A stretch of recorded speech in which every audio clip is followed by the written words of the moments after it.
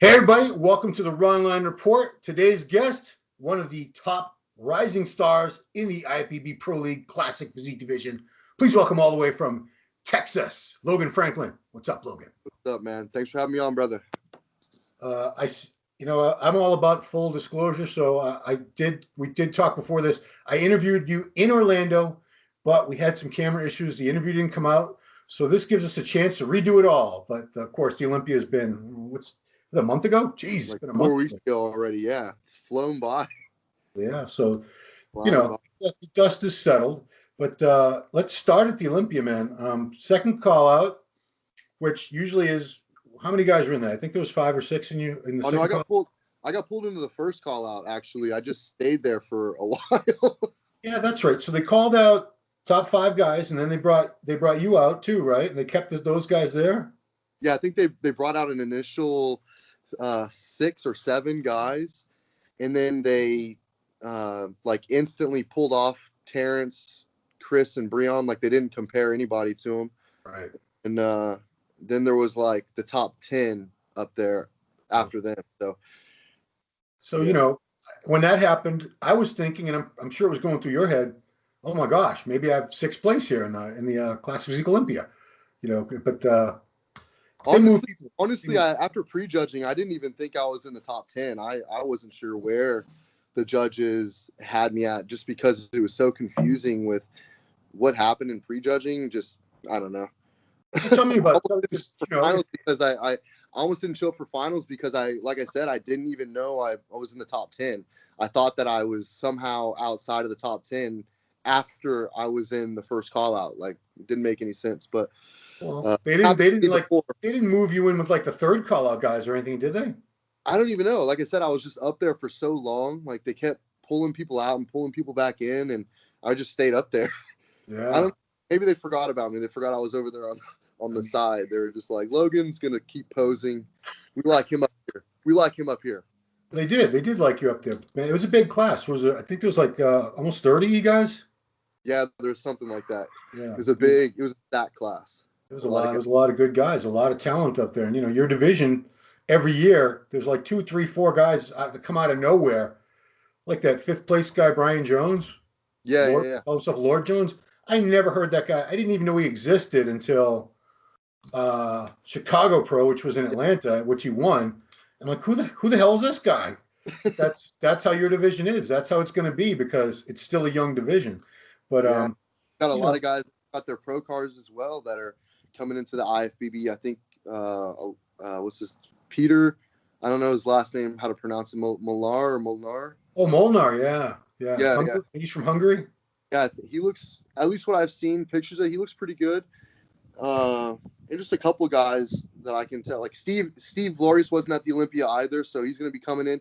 Yeah, the classic physique division, once everybody gets to the Olympia at the same time, it's going to be fucking insane, I think. It's going to be insane. This year's Olympia is going to be way better, I think, quality-wise, just because we're going to have everybody should be in it this year, whereas we had some people missing in action. But let's review 2020. So your first classic show, 2019, you did your last men's physique show in spring at the Arnold, Ohio.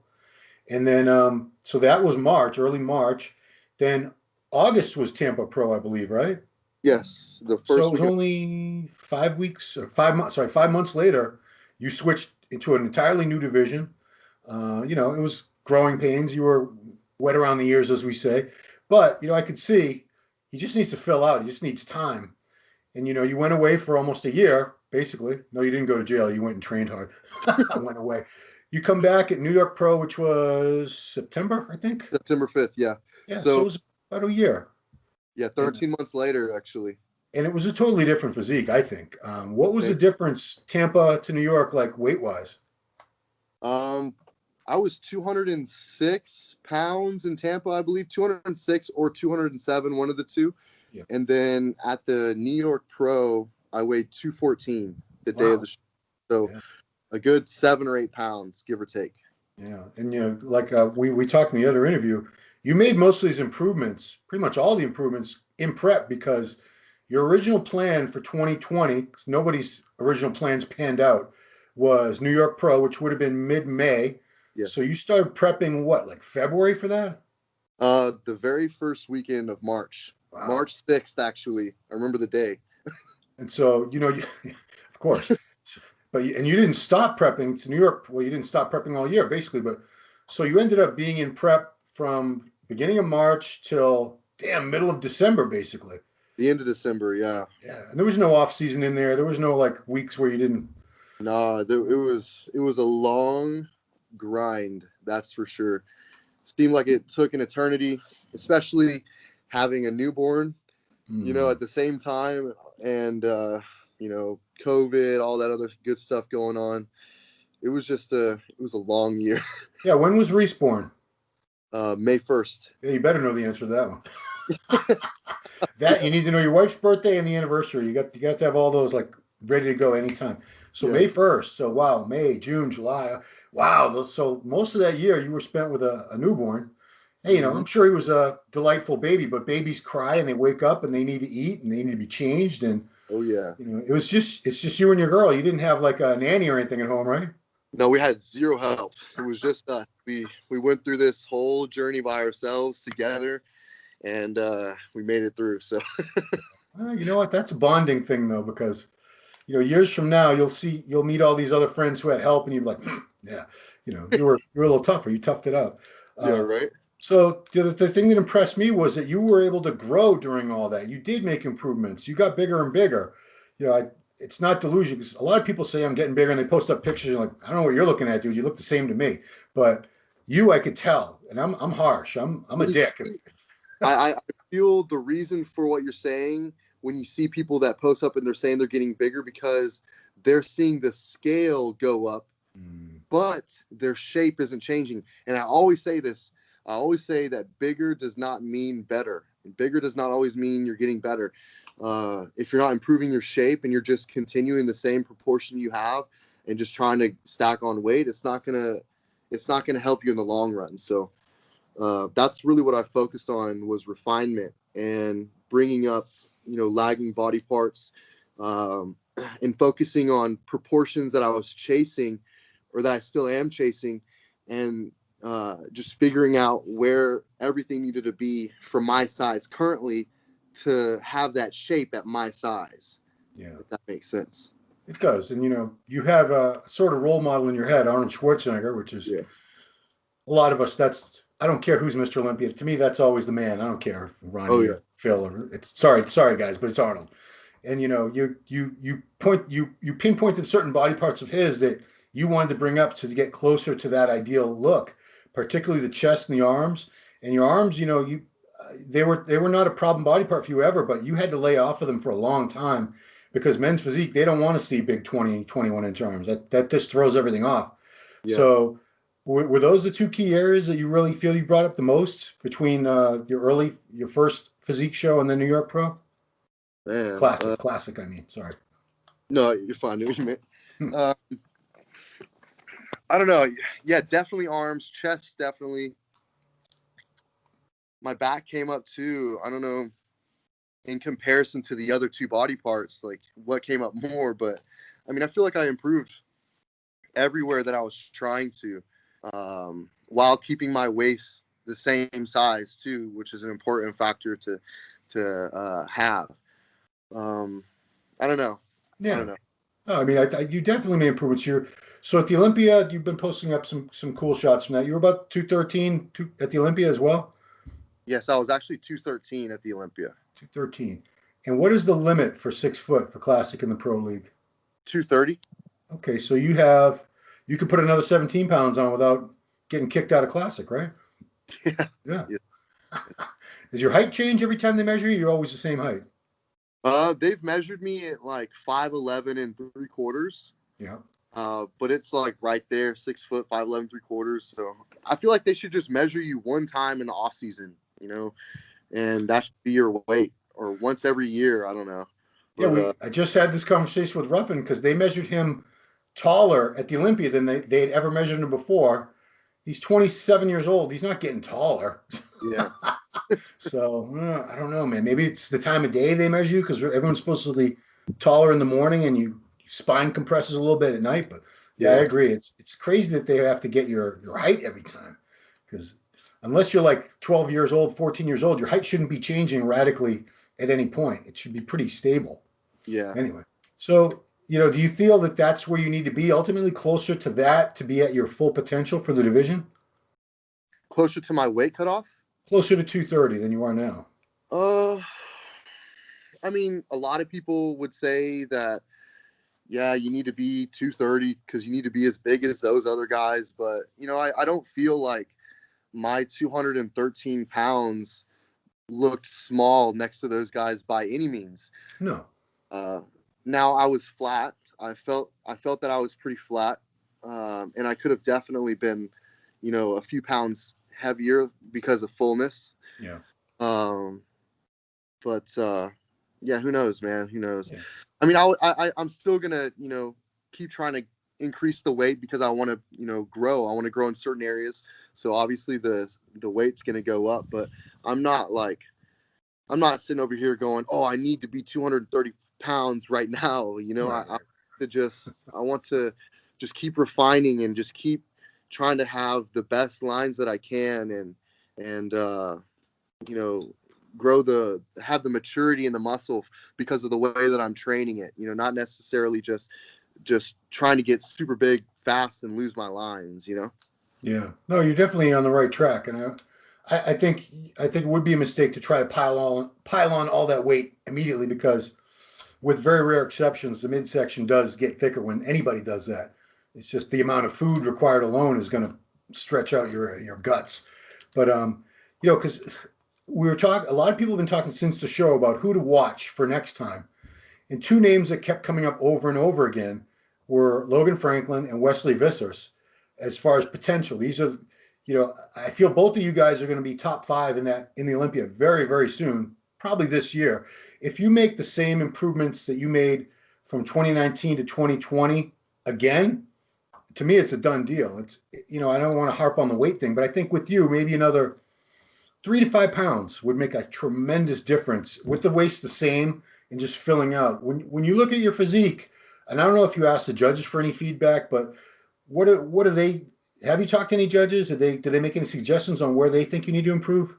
I honestly haven't asked for any advice on where the judging needs to have my physique go, Yeah. because at the end of the day, this is my journey and I'm aiming for a shape that I have in my mind. So Yeah. I'm not worried about what they're seeing and what they're looking at, because I know what I see and where I'm going to go. And I have a very clear vision of that too. So it's just a matter of time before, I put the muscle in the right places and step on that stage where I need to be. So it's just a matter of time, I feel. Yeah, I agree. And I mean, I hope you weren't, because I know right after the show you were kind of discouraged, because ninth place to you, that's not what you wanted. It's not what you trained for. I But was so frustrated. yeah, I mean, yeah, nobody wants ninth place, Yeah, but I you was a still little beat confused. you still beat like almost 20 guys to get ninth Yeah, place when you think about it. Not only that, but I mean, Ronnie Coleman took ninth the year before he won the Olympia. Jay yeah, Cutler, I mean, the year before he took second to Ronnie and actually beat him in the judging. I think Jay had been like 13th in the Olympia the year before that, something ridiculous. yeah. So, you're somebody who is changing every year. It's not like this is the physique you have, and geez, I hope they like it better next time. No, you're still young. That's where a lot of guys are at, unfortunately. But you're Yeah, still that's not young. happening. That's not happening. That's not I ask happening. Oh, I ask you every time, are you 30 yet? not yet. Oh yeah, plenty of time then. Geez, geez, good Lord. I mean, Danny Hester. Danny Hester's like 52. Come on now. Oh my, He's still banging it out in the classic divisions sometimes still when he wants to. still looks ridiculous. Yeah, absolutely. So, big news. We're breaking it here, so I appreciate you letting me be the one to break this so-called story. It's not really a story. People love to make big deals out of everything that, especially you do. But so the big news is you're going to be working with Milos the Mind Sarshev, good friend of mine. I've known Milos about 30 years, and I have tremendous respect for him as a coach, as a bodybuilder, he's a very, very intelligent guy. He's been around forever. He competed himself in like 80 pro shows. Yeah. So he's worked with something like 1,000 athletes at this point, I'm sure. Man, so how did that happen? How did you start the conversation with him? Uh, he introduced himself to me in New York, and I didn't even realize he knew who I was, which was pretty crazy. I was like, this guy knows my name. Yeah. and discovered that he was following me on Instagram. So I was like, oh, hell yeah. Gave him a follow back. And, just after the Mr. Olympia, I just felt like maybe it was time for me to try something new and see if my physique responded differently with uh,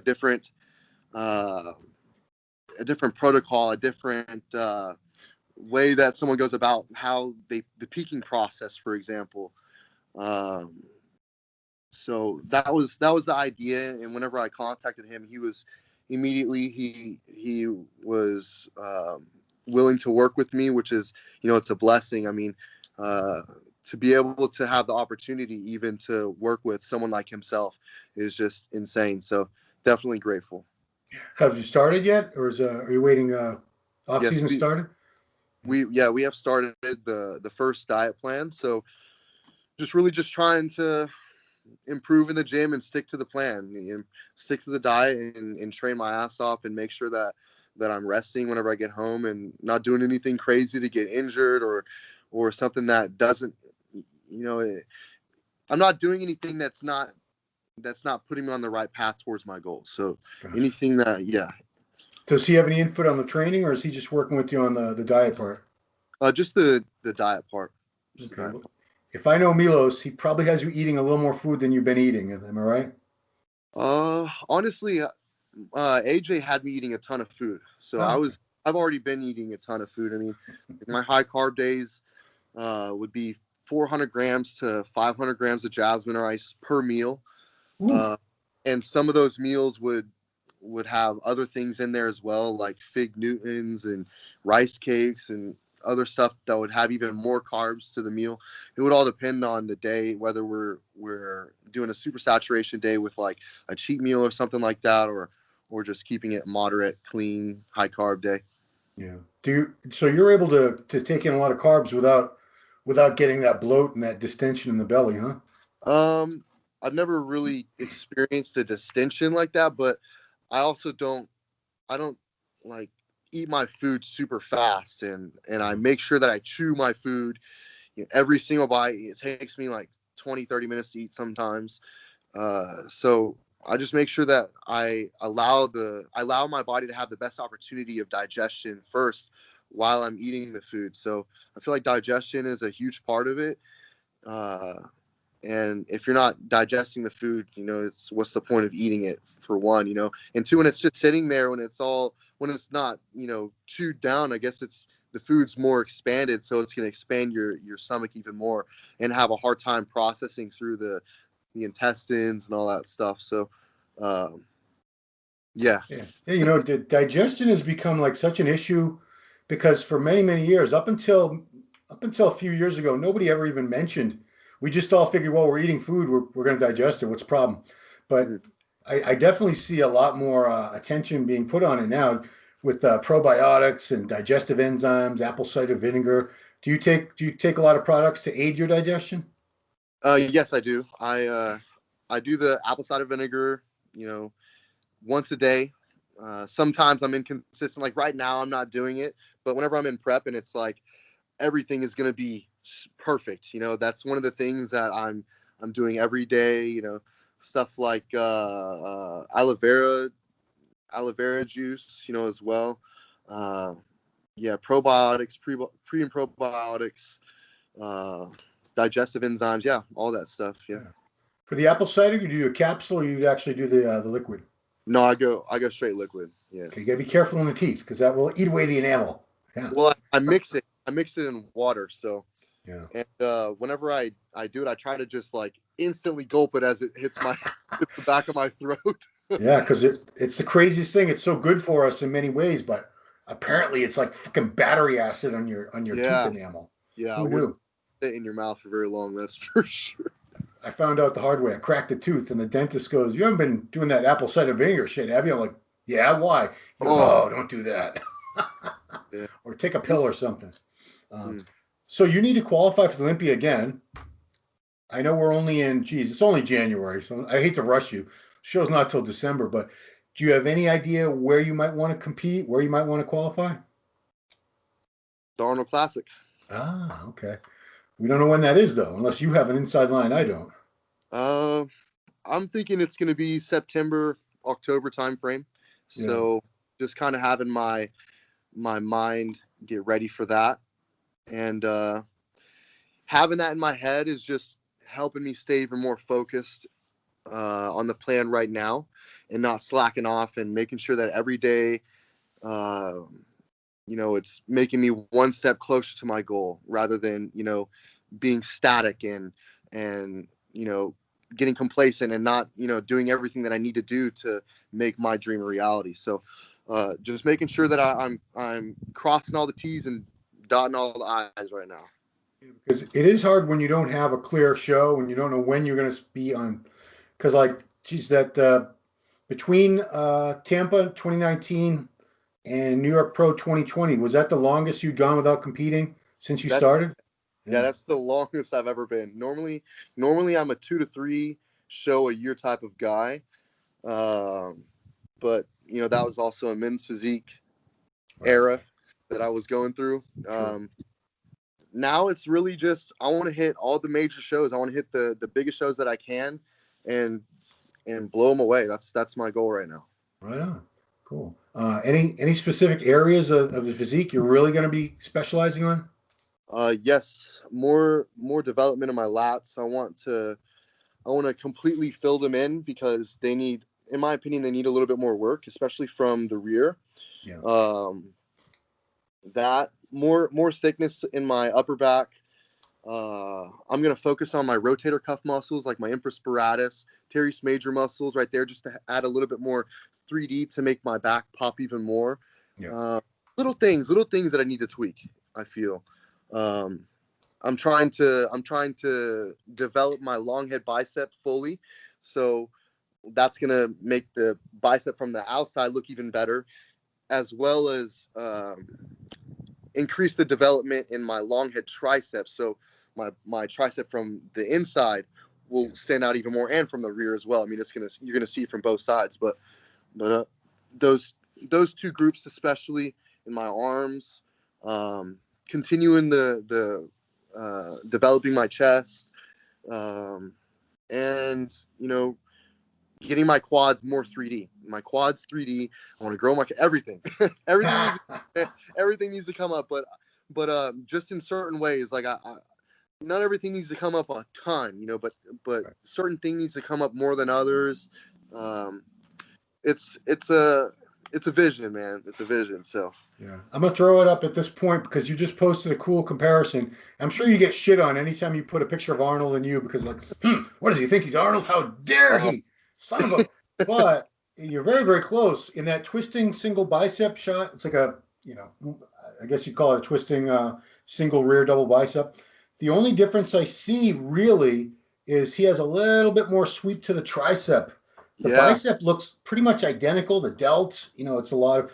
I'm sure his chest was probably bigger because he had one of the greatest chests I think we've yeah. ever His seen his for chest was sure. way. His chest was Yeah, I way. mean that's Arnold. Come on, but if you had a chest like that, I'd be alarmed at this point. Oh But man. you're not that far off. Not it's not like I've seen people do that with top bodybuilders. I'm like, well, you both have two arms and two legs. That's the only thing I could say you guys really have in common. These people are on crack. Some of them, the pictures Oh, they they're post. side by sides. Yeah, the side by Yeah, sides. I'm like, yeah. dude, no, you don't look like Ronnie Coleman. No, you don't look like Phil Heath. You're out of your freaking mind. But it's the proportions. It is an Arnold-esque physique, and I don't think you necessarily have to look like him, but if you can, geez, because I think a modern day Arnold, if he was competing now, just bring up certain areas, Arnold would rule classic physique. I think. Rule. Yeah, Yeah. what a great. Yeah. The only other guy I see the similarities with in to Arnold is Vissers, Wesley Vissers, who's also another tall guy. You guys are, yeah, He's it's a the little tallest. taller. I think Visters is like 6'3" or 6'4" or something like that. 6'3", which is actually only slightly average, slightly above average in his country, believe it or not. Really? Oh, Yes. So, little trivia for you people. Shortest men in the world are in Malaysia. Average height in Malaysia for a man, 5'1.5". Average height, yeah, true story. This is all true. Average height in the Netherlands, where Wesley lives, 6'1 3/4". oh, So you're just average if you're 6'3", 6'1 3/4. yeah. That's crazy. That's If you're crazy. like 6 foot, you're below average. That Random is fact, insane. man. But yeah, what do you think about that? Because some people think because Bumstead's won twice now, I've had this. It's not an argument. I'm not saying this is I'm making a case for it, but they do think the division seems to be favoring taller physiques. Just because when you put someone like a Terrence or a Breon next to a Bumstead, it's hard to stand next to somebody who's that tall and that wide, has a little waist, the flaring thighs. It's a lot to try to compare to. So we're not saying that the judges are saying, short guys, go away, retire. We don't want you anymore. But do you think it is visually makes more of an impact when you do have a guy who's 6 foot or 6'2" with those same proportions versus a guy who's like 5'5"? I believe so. And whenever I think about it, whenever I think about a tall guy versus a shorter guy, you know, we go back to the Arnold and Franco. Like, how can Franco never beat Arnold? But Franco looked insane, didn't he? Yeah. Arguably, people would say he was more complete, more lean, but Arnold's physique was just insane. It was overpowering. It overpowered him because he towered over him, and he just had a more dominant presence on stage as well. But I don't know. I'm not gonna sit here and say a shorter guy can't beat a taller guy, by any means. You had Lee Priest beat Ronnie Coleman. That's true. That's true. So anything can happen on the stage. Anyone can be beat. Anyone can show up and miss their peak and be off, and anything can happen in this situation. It's bodybuilding. True. Speaking of peaking, which show do you feel you peaked better for on the day of the show, New York or the Olympia? Damn. I would have to say New York. I feel like my body was a lot more fresh, and 11 months of dieting and being in that comp prep on that gear and all that stuff. Your body just gets to the point where it's just like not responding the same, and but I did the best that I could. I gave it everything that I had, and I followed the direction that I was pointed, and I did the best that I could to bring some entertainment factor to the division and some excitement to the Olympia, from what I could. Yeah. So who could ask for a better ending, right? I went out there, made some noise. And it sets me up. It sets me up for a bigger comeback. I feel it's going to be good. 21's Yeah, going to be good. I kept it positive when I was talking to a lot of the people around that time that had been in prep all year. Do they feel it helped? And a lot of them were saying at the time, I think you even agreed to that you felt being in prep that long actually helped you. But I don't believe anybody is meant to be in prep that long. It's just the body needs a break. You can't eat clean and low carbs and all that forever and keep doing the cardio, the gear. It's meant to be for a brief window, like a 16-week prep, and then you're supposed to back off and let your body rest and recharge and then come back and everything. So hopefully that's all done with the 2020 situation this year. As soon as we all get that microchip implanted, the vaccine. Hell no. Get you vaccinated. Get the little barcode on your tattoo. No. I'm joking. They didn't actually ask for that, but they could wish, right? Yeah, it was a tough situation for most of the athletes last year because shows just kept getting moved and canceled and pushed back, and like you and Hunter were both ready for New York. You both started getting ready for New York Pro, and you ended up pushing that prep and the diet way beyond what you thought it would be. So let's hope for a better 2020. I feel that it made me better in a sense of being able to stick to a plan for that long and being that disciplined for that long. So I don't regret it. I don't regret anything that happened this year. It's just part of that trial. You know, you need to go through these trials and tribulations to get to where you need to go to in life. So Yeah. I mean, if you could prep for 9 months, 16 weeks would be like nothing now. yeah, Well, 11 months. Was it 11 months? Yeah, Wow. March So, to the end of shit. December is 11 months, brother. Oh, was that? You're good at math. So that means if you had started got him pregnant that day, your baby would have been 2 months old by the time you did your last show of the season. Yeah. Exactly. Yeah. Oh man. All right, man. Well, we're going way off on many tangents. Uh, you got back from the gym and were gracious enough to do this quick for me. I know you need to get to some food. Oh I'm yeah. food is good. Food is how you grow, make gains. So I appreciate you taking the time, Logan. I think you look great at the Olympia. I know Thank you're you. going to look better and better. You know, I believe in your potential. As long as don't let anyone in your head, don't let anyone bother you. You know, people if people weren't threatened by you, if people thought you sucked, nobody would care about anything you said or posted. They'd be like, you just wouldn't exist in their minds. You Yeah. only you only get in people's heads when there's a reason to. So keep that in mind. And by the way, with that Logan is numero uno shirt, are those for sale? I Got wasn't one. planning. I wasn't planning on selling them, but I've had a ton of people want to get a Logan is numero uno shirt. So I just might. Who knows? Okay, okay. I mean, We'll see. Maybe one day. But it's I would rather wait until Logan truly is numero uno I suppose. and then sell them, because it might be bad juju to sell them, but I'll wear it all day. I'll wear it all Yeah, day it's just like to when poke the bear. You know, it's like when people Kai don't Green seem was. to Do you remember people when seem to Kai was hate that I signing wear that things? stuff. What's What's that? it? I said Kai at one of the Olympias before the Olympia, he was signing things. Kai Oh, Green, Mr. Olympia. Do you remember that? yeah, I wouldn't be doing that. Yeah, that's not what I'm gonna be doing. I feel like that would just jinx the shit out of me. But Yeah, no, maybe the shirt did, but I don't think so. yeah. I got a sense of humor. Anybody that anybody that didn't like that shirt is just being a little hater. I Yeah, thought it was fun. I thought it was great. I thought it was cool. Yeah. And I I just mean, if worked today to the gym too, by the way. yeah, and I mean, if I'm a little, if you have a lot of fans, you're a young guy, and the young guys look up to the other young guys. I don't know if you want to wait that long because I think there's a demand for it right now. You could sell a good amount of t-shirts, guy. Yeah. Shit. Okay, well maybe I'll take your advice I mean, and get some t-shirts going, yeah. so you don't like money. Money's good, man. You should get some money. Anyway, Right. all right. Well, thank you so much for taking the time, Logan.